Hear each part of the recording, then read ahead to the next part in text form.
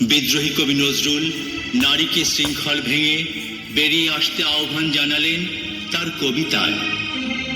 স্বর্ণরৌপ্য অলঙ্কারের যক্ষপুরীতে নারী করিল তোমায় বন্দিনী, বলো কোন সে অত্যাচারী? আপনারে আজ প্রকাশের তব নাই সেই ব্যাকুলতা, আজ তুমি ভীরু আড়ালে থাকিয়া নেপথ্যে কও কথা। চোখে চোখে আজ চাহিতে পারো না, হাতে রুলি পায়ে মল, মাথার ঘোমটা ছিঁড়ে ফেলো নারী, ভেঙে ফেলো শিকল।